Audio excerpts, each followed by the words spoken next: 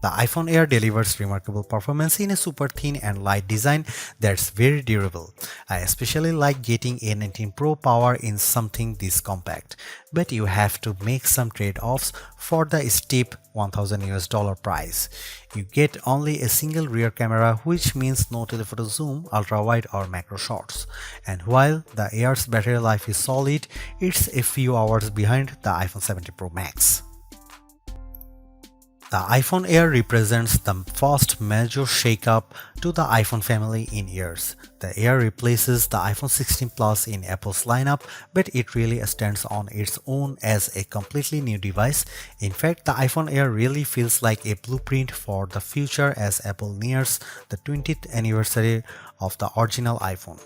Measuring 5.6mm, the iPhone Air is the thinnest phone in the world that's not a foldable, and yet it feels very sturdy thanks to its titanium frame.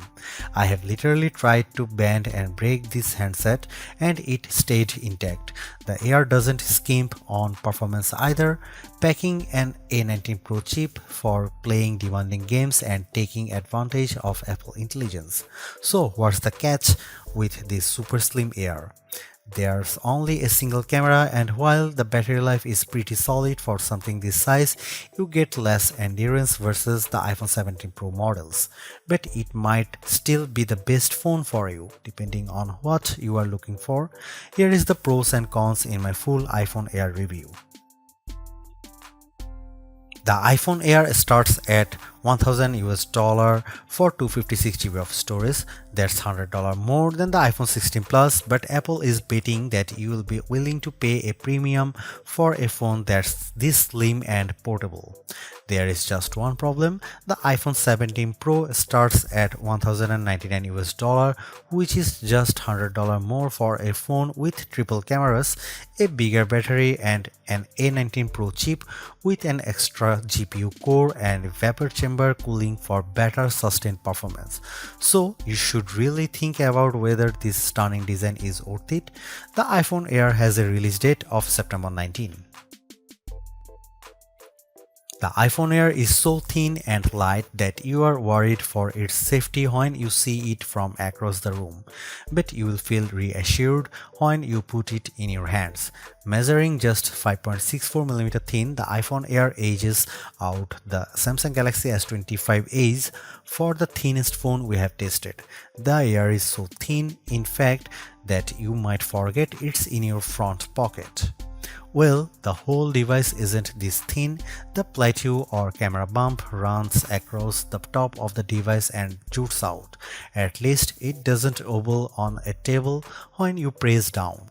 Apple purposely crammed all the major components into this area to make room for a larger battery down below.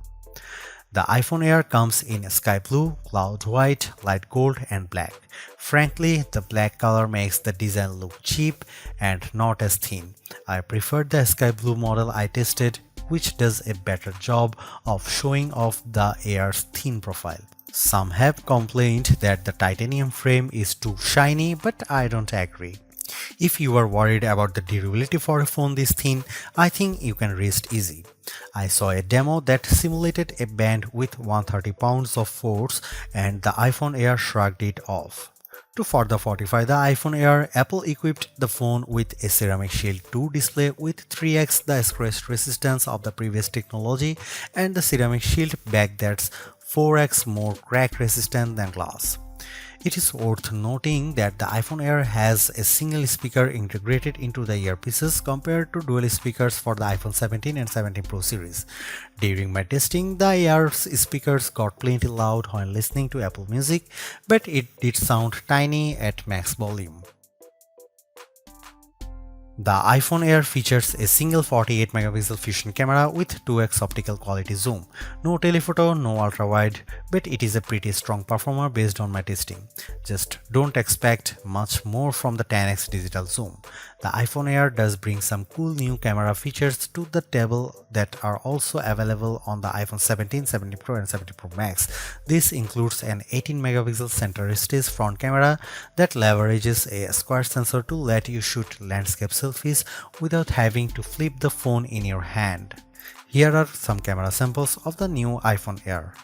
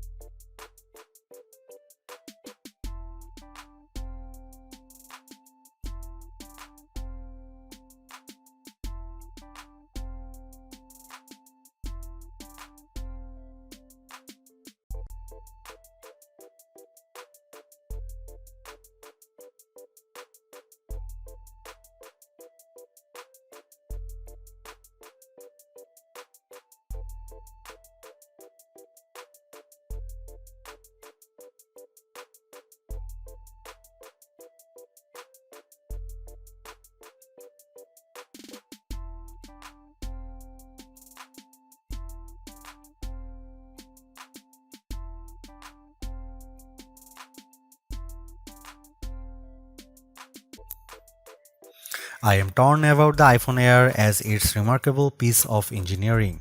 This design is amazingly thin and light, and Apple deserves serious credit for making it so durable. It feels so strong, I don't think I would bother with a case. I also like how well the iPhone Air performs. No, it doesn't have the graphics might or sustained performance of the iPhone 17 Pro or Pro Max, but it's faster than the Galaxy S25 Edge and remains fairly cool under pressure, and it offers better sustained performance than Samsung's slim phone. However, I don't like the shoppers have to give up both an ultra-wide lens and telephoto zoom with the iPhone Air. At least Samsung gives you an ultra-wide camera that enables macro photography, but the iPhone Air's main 48 megapixel camera is very good overall. Apple left some other features on the cutting room floor as well, as such as fast charging and cinematic mode for video, so in sometimes the Air feels more like an iPhone Lite. Overall, I think the iPhone Air is worth buying for those who want a super slim phone that's very easy to carry, that doesn't sacrifice too much on performance, but you will have to live with some trade-offs if you want something this compact.